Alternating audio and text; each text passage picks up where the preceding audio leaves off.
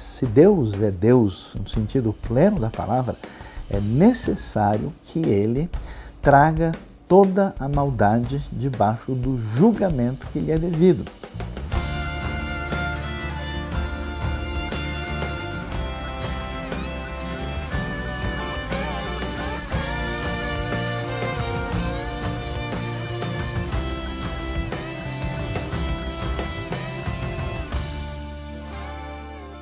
As montanhas do deserto da Judéia podem ser vistas a partir do Alto de Massada, o que nos dá uma ideia desse cenário desértico e parcialmente montanhoso, e vai crescer essa elevação à medida que a gente se aproxima da região de Jerusalém e vai mais para a região ocidental aqui do sul de Israel. Interessante observar esse cenário e evocar a partir desse cenário aquilo que foi a realidade de muitos profetas mencionados desde o Antigo Testamento, que tantas vezes, numa situação de dificuldade, vagavam por tantos lugares desérticos assim, buscando a Deus e anunciando a mensagem de Deus, e dá para se lembrar aqui do que acontece com João Batista, que não muito longe daqui anunciou a chegada do reino de Deus. Todo esse cenário evoca para nós aquilo que nós vamos saber a respeito de profecia e Apocalipse. De modo geral, quando nós ouvimos falar de Apocalipse, nós apenas costumamos pensar em algumas profecias que foram escritas a respeito do fim do mundo. É verdade que as profecias do Apocalipse são uma realidade, existem palavras de Deus ditas a respeito do final dos tempos, mas é importante entender o cenário de uma maneira um pouco mais clara, porque, na verdade, os profetas, desde o tempo do Israel antigo, especialmente os profetas literários, trazia uma mensagem de Deus convocando o povo ao arrependimento, desde o Reino do Norte como do Reino do Sul. E a expectativa é que, mediante esta palavra, este oráculo apresentado, o povo reagisse de modo a dizer sim para Deus, arrepender-se. Então o castigo de Deus seria tirado, ou então o castigo seria enviado caso o povo não se arrependesse. A ideia dos profetas de que o julgamento de Deus chegaria, vai se ampliando cada vez mais, e nós vamos ver que finalmente o reino de Judá vai cair nas mãos dos babilônios, assim como aconteceu com Samaria na mão dos assírios. E essa vinda do julgamento divino é chamado de o dia do Senhor, como nós podemos, por exemplo, ver no livro de Sofonias, vemos também no livro de Amós. Mas à medida que o tempo passa, as coisas vão tendo um perfil diferente. A profecia vai dar espaço no futuro para uma ideia que os estudiosos vão chamar tecnicamente de apocalíptica. Na profecia sempre houve aquela expectativa de que a reação do povo ao ouvir a palavra do profeta iria mudar aquilo que haveria de acontecer. Se o povo se arrependesse, o castigo era tirado; se o povo não se arrependesse, o julgamento divino viria. Quando nós chegamos mais para frente, já se aproximando daquilo que a gente vai chamar da época já helenizada ou helenista no contexto de Israel, vai havendo um espaço cada vez maior para o desenvolvimento da literatura apocalíptica, que tem mais ou menos a seguinte lógica. A ideia de que a fragilidade humana não poderia responder a Deus nos traz aquele conceito tão importante de que só o Senhor pode trazer a salvação. E, portanto, essa salvação vai aparecer com uma definição da parte de Deus, não só da salvação, mas também do julgamento daqueles que rejeitam essa salvação.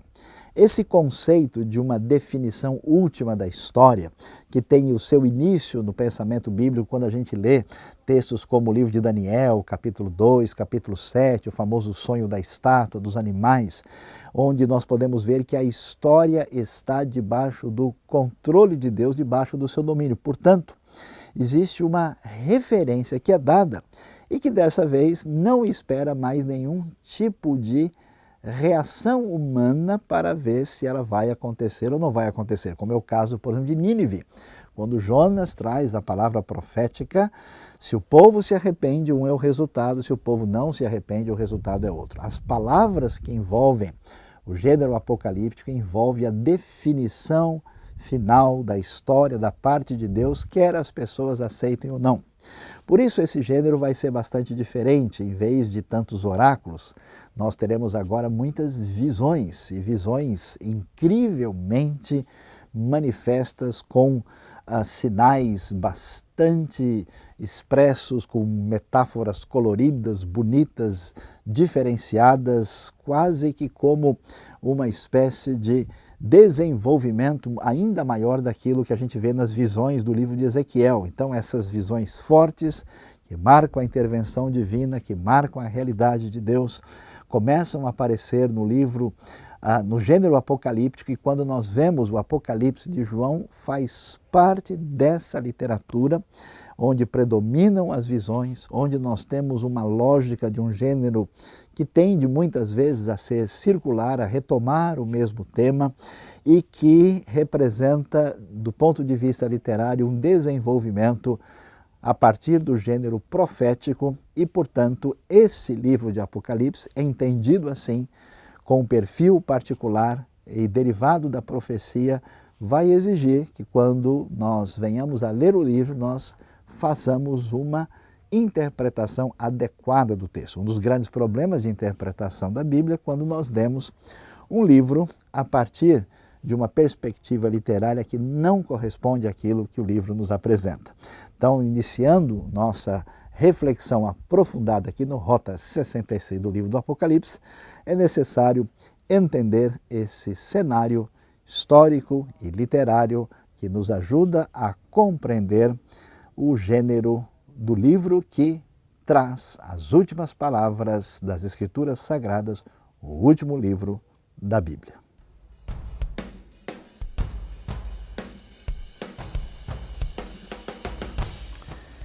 João agora vai ver o cenário que nós conhecemos muito bem como os 4 cavalos, aqueles primeiros 4 selos. Ele é convocado por um dos seres viventes para que ele venha, isto é, para ele ver diante dele esse primeiro cavalo branco. Esse cavaleiro que anda que está montado nesse cavalo branco, deve ser entendido, na minha opinião, como o próprio Senhor Jesus, que vai acompanhar seus evangelistas até os fins da terra, já que com seu sangue ele comprou aqueles que vêm de todas as tribos, povos, línguas e nações. Mas também temos que lembrar que neste cavaleiro que empunha um arco, não está levando uma espada, mas um arco. Ele sai vencendo e para vencer definitivamente. Isso me dá razão para pensar que não somente a cor branco, deve ser entendido como uma referência em todo o livro de Apocalipse de santidade, de pureza, mas também pelo fato de que esse vencimento dele é definitivo, porque ele que vai ganhar a vitória no fim, e com seu arco, que é através do Espírito que leva essa palavra para os corações e ganha essas pessoas para o Senhor Jesus, aquele que vai acompanhá-los com seu poder até os confins da terra. Foi justamente isso que ele falou para os seus discípulos: eis que estou com vocês até o fim do tempo. Esse segundo cavaleiro, já de outra espécie, obviamente, ele, em vez de carregar um arco, ele está com poder e autorização, esse cavalo vermelho, para receber poder para tirar a paz da terra. Quando lemos em Mateus 24, esses primeiros versículos, nós encontramos essa referência ao fato, durante esse período, até a volta de Cristo haverá guerras e rumores de guerras, nação se levantando contra nação, e tem havido justamente nesses últimos tempos uma intensificação, mas nunca houve um período que não houve guerra e conquistas e tentativas do poder dominar os que menos poder tinham. Esse cavaleiro do cavalo vermelho, portanto, representa para mim essas conquistas como homens de Hitler, como Napoleão e outros que têm realmente tirado a paz da terra durante muitos séculos. E nunca houve tanta gente perdendo suas vidas como nesses últimos 100 ou 200 anos. Esse terceiro cavaleiro é aquele que representa, na cor preta, fome. E é interessante que Jesus, também em Mateus 24, menciona que haverá fomes em todas as partes, ou muitas partes. O que nós temos visto também durante a história, partes do mundo que tem falta de alimentos. Só que essa falta não é uma falta total. O povo não está morrendo de fome. Está com muita escassez, os preços são altos. É muito difícil ganhar o suficiente para manter a vida. E nós conhecemos que tem partes desse mundo até hoje, não somente no Brasil, como também fora do Brasil, áreas onde a fome está bem aguda. O último cavalo dos 4 é o cavalo amarelo, isto é, cor da morte. E representa as pragas, representa a fome, representa a espada, enfim, representa Hades, que é o túmulo, tradução da palavra Sheol do Antigo Testamento, em outras palavras, a morte. A morte é, diante de todas as dificuldades que o homem enfrenta, é a dificuldade maior. Ele tem que enfrentar o fim da vida. E graças a Deus por aqueles que conhecem ao Senhor Jesus, que já receberam a vida eterna através dele, não precisam ter medo desse cavaleiro. Claro, dos outros é possível, porque muitos crentes têm morrido nas guerras, muitos têm sofrido com fome, mas no fim a morte não é definitiva para o crente. Eles vão ressuscitar, eles vão escapar da segunda morte que vai ser mencionado para todos aqueles que vivem e que têm seus nomes escritos no livro da vida. Nós somos, em outras palavras, aqueles que amam ao Senhor Jesus, que creem nele e que têm recebido a sua salvação, são aqueles que são de todos os homens os mais felizes na terra e que não têm medo desses cavaleiros que vêm dominando a terra e vão dominar com mais intensidade ainda no futuro.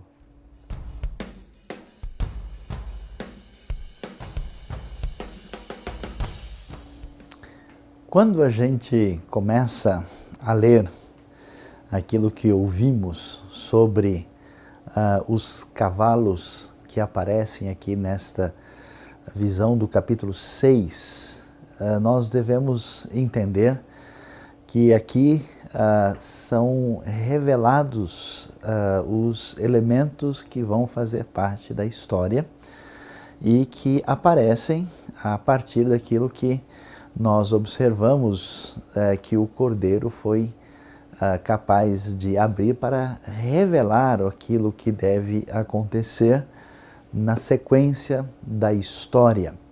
E a importância disso é exatamente tentar entender essa realidade de como é que a gente pode lidar com o que acontece à nossa volta se tudo parece tão desconexo. Há uma espécie de tensão aqui. Deus é Senhor, Deus é o glorioso Criador Todo-Poderoso e o Messias Jesus veio, mas o Império Romano parece ser a realidade que domina e parece que as coisas não estão se encaixando adequadamente. Será que as coisas perderam o controle? Claro que não. Então nós vimos a centralidade da pessoa de Cristo e agora Esses cavalos vão mostrar para nós, como vimos, o cavalo branco, que está relacionado com aquele que vem para vencer e que está determinado a ser vencedor, que muitas vezes é percebido mesmo com a pessoa do próprio Cristo, ainda que alguns autores tenham uma visão um pouco diferente. Então nós vemos que a ideia de guerra, de fome e de morte, em primeiro lugar, tem uma função importante porque, na perspectiva do Império Romano, que era extremamente orgulhoso da sua capacidade de manter a ordem e o domínio no mundo, vamos nos lembrar que depois que Roma venceu Cartago nas guerras púnicas, na metade do segundo século a.C., e estabeleceu aquilo que foi chamado de Pax Romana, e produziu um desenvolvimento econômico em termos de transportes, em termos de grandes edificações e cidades, uma espécie de apogeu civilizatório muito superior às outras grandes civilizações anteriores. Então Roma de fato se sentia poderosa, e nós estamos aqui no final do primeiro século, quase chegando ao momento do seu apogeu. Então a impressão que nós temos é que está tudo no seu devido lugar.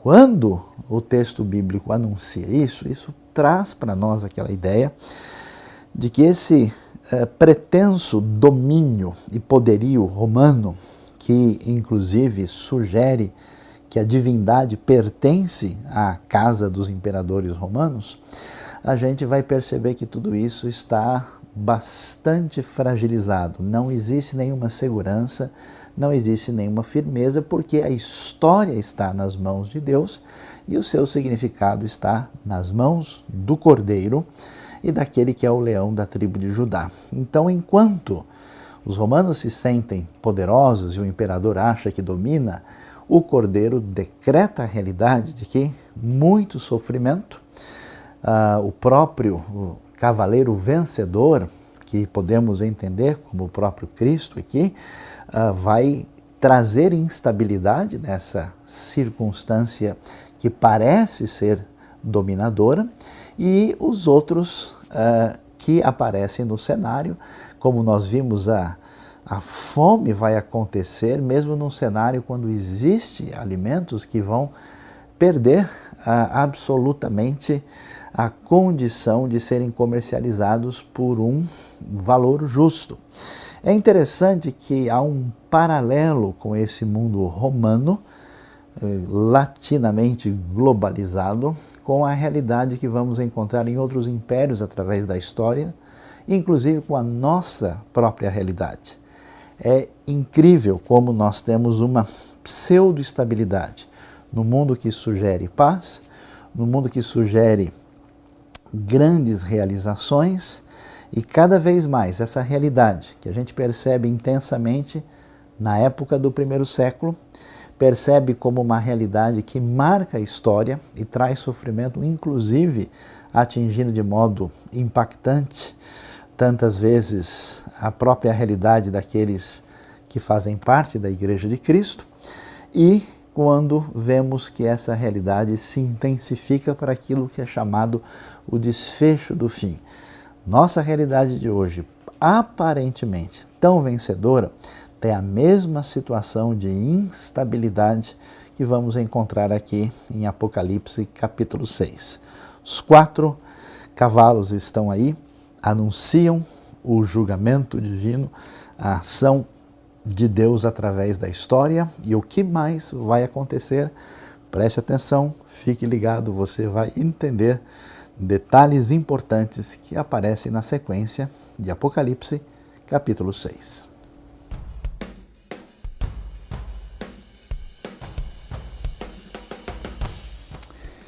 Quando ele abriu o 5º selo, João viu debaixo do altar as almas daqueles que haviam sido mortos por causa da palavra de Deus. Mártires estão debaixo do altar. É uma maneira do livro de Apocalipse descrever o fato que tem um lugar de descanso aguardando a segunda vinda de Cristo e a ressurreição. O que é interessante notar que são almas e não uma só pessoa que foi morta, que era o Antipas, que nós já vimos anteriormente nas cartas a Pérgamo.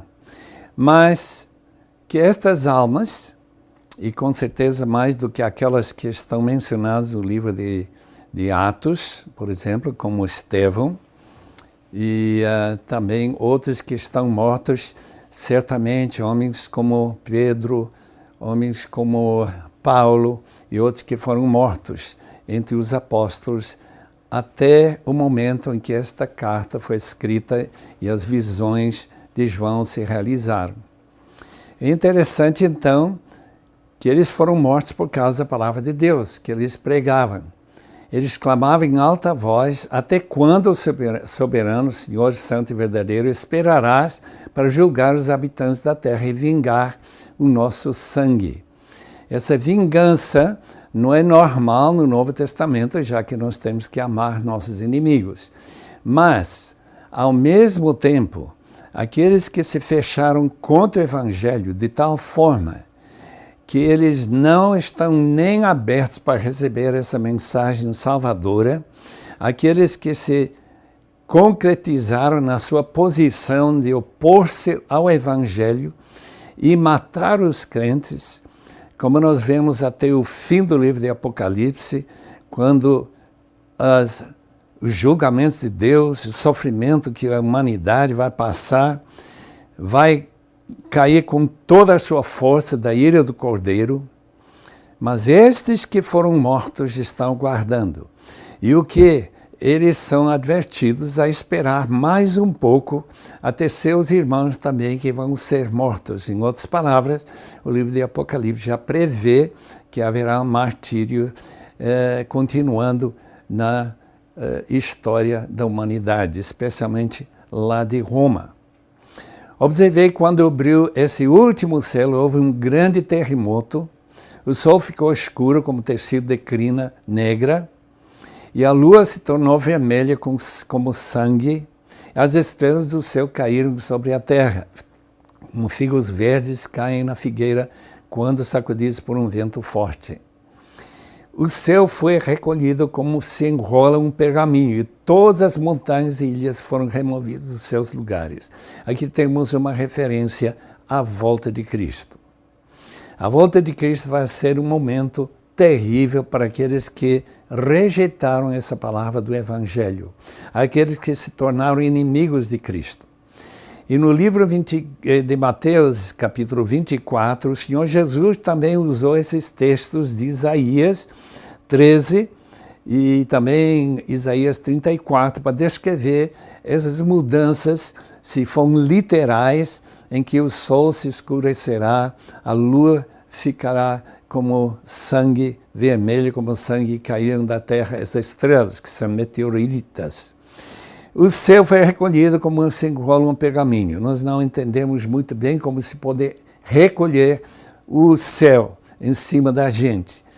E que como as montanhas, os terremotos que vão ocorrer no mundo, vão ser de tão violenta natureza que a gente vai ficar imensamente tomado por um pavor e um medo que os leva até buscar cavernas para se esconder ou ficar mortas.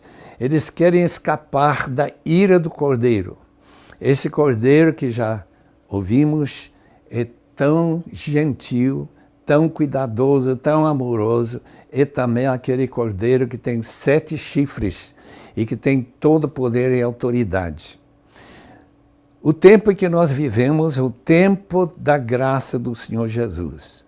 É o tempo em que a oferta do Evangelho é para todo mundo receber e receber essa salvação e essa garantia da vida eterna, a ressurreição e esse tempo de alegria com o Senhor eternamente na sua presença.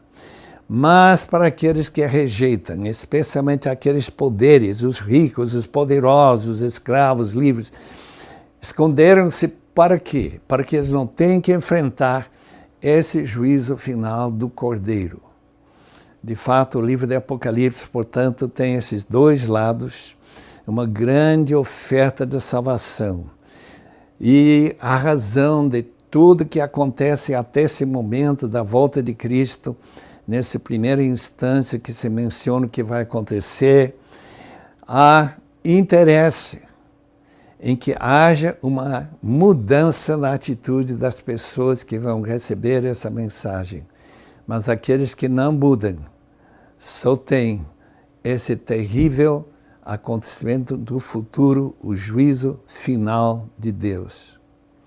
Espero que todos que estão vindo e vendo esta apresentação do Apocalipse não sejam aqueles que endurecem o coração e não se arrependem diante da oportunidade que eles têm.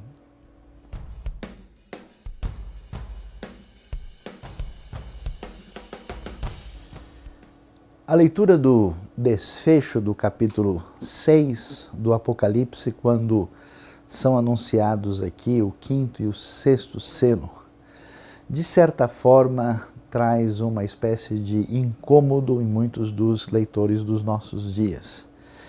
Até porque a ideia, muitas vezes comum, é que nós vemos no Evangelho ou na Bíblia ou na própria pessoa de Jesus, aquele que veio principalmente nos ajudar e trazer salvação e socorro para os nossos problemas. Mas a visão que se tem de Jesus e do próprio Deus Pai, que o Apocalipse necessariamente vai trazer, é aquilo que é tão importante e que qualquer um de nós, na verdade, sente diante de uma grande injustiça. Quando ouvimos falar de corrupção, quando ouvimos falar de maldade explicitamente planejada, o nosso senso de justiça limitada pede imediatamente que a justiça seja feita e os culpados sejam responsabilizados pelos seus erros. Se podemos pensar dessa maneira, imagine como seria um Deus completamente justo. E Jesus é apresentado como este que agora vem julgar. E nós precisamos entender que a misericórdia e a bondade de Deus não são uma oposição à sua santidade e à ideia de um Deus juiz. São, na verdade, elementos complementares. Se Deus é Deus no sentido pleno da palavra, é necessário que Ele traga toda a maldade debaixo do julgamento que lhe é devido. Muitas vezes, em nossos dias, essa ideia parece um tanto quanto difícil, mas na Bíblia, e especialmente em Apocalipse, ela é acentuada. A ideia do dia da ira, isso começa lá nos profetas com força e claramente aparece aí quando nós lemos o versículo 17 com bastante intensidade, diz que chegou o grande dia da ira deles, de Deus e do próprio Cordeiro, quem poderá suportar? Por isso é importante dar a devida atenção ao texto. Outro aspecto bastante interessante que agora aparece com mais clareza, a gente observa o cenário, e agora isso fica mais claro quando nós chegamos na parte final do capítulo 6, é que toda falsa estabilidade não conseguirá se manter. Deus vai acabar com toda espécie de segurança que não pode se sustentar.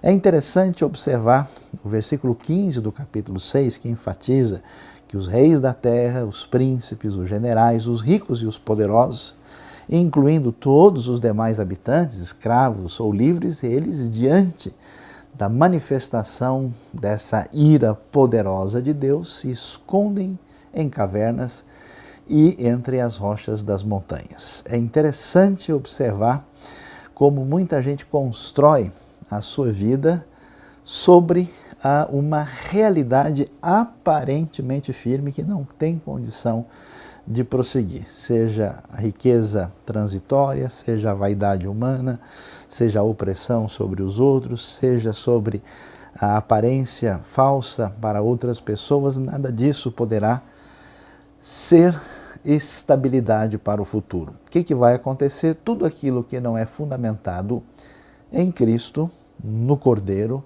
em Deus e na sua palavra, pode parecer o império mais poderoso e sustentável da história, mas mais cedo ou mais tarde haverá de cair. O fogo eterno, pretenso da Roma, que deveria permanecer para sempre, acaba se apagando. E, diante dessa realidade, nós temos ainda o grande desafio que, no fundo, é que mexe com a cabeça de todos nós. Que realidade é essa? É exatamente o problema que, por mais que se fale, que se converse e que se diga um monte de coisas, a morte acaba nos atingindo em cheio. Afinal de contas, pode-se consolar os cristãos, pode-se falar de Deus, de Cristo, da Bíblia, de tudo que nós quisermos falar, quando chega a perseguição e o martírio, eles são mortos. E daí? É interessante como o texto vai deixar claro, como nós vimos aí no quinto selo, com a visão das almas debaixo do altar, que os mortos estão vivos. Eles estão na realidade da dimensão, que não é ainda a realidade final da redenção pós-morte. Ainda haverá ressurreição, há detalhes, existe o que a gente chama aqui de uma escatologia intermediária. Existe um descanso para aqueles que estão diante de Deus salvos e existe sofrimento para quem está perdido. E aqui nós podemos ver tantas pessoas que sofreram e estão dizendo o que vai acontecer, eles estão clamando e eles estão seguros na presença de Deus, porque nem a morte ameaça a vida desses que morreram em Cristo.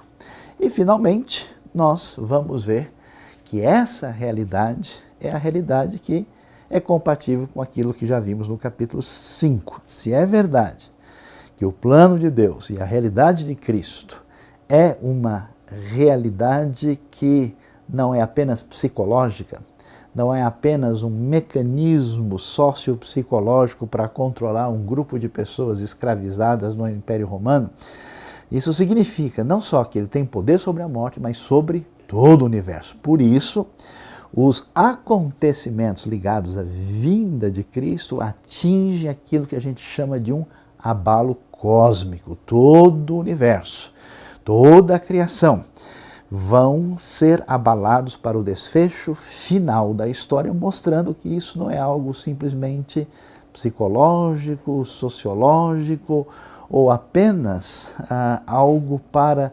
ilustrar uma verdade apenas metafísica. Não, a redenção, nada platônica, atingirá toda a criação de Deus, porque o Cristo do Apocalipse é o Cristo de Colossenses, o Cristo que Jesus, Senhor da história, Senhor do universo, que morreu por mim, por você, para trazer a redenção completa e total da parte de Deus.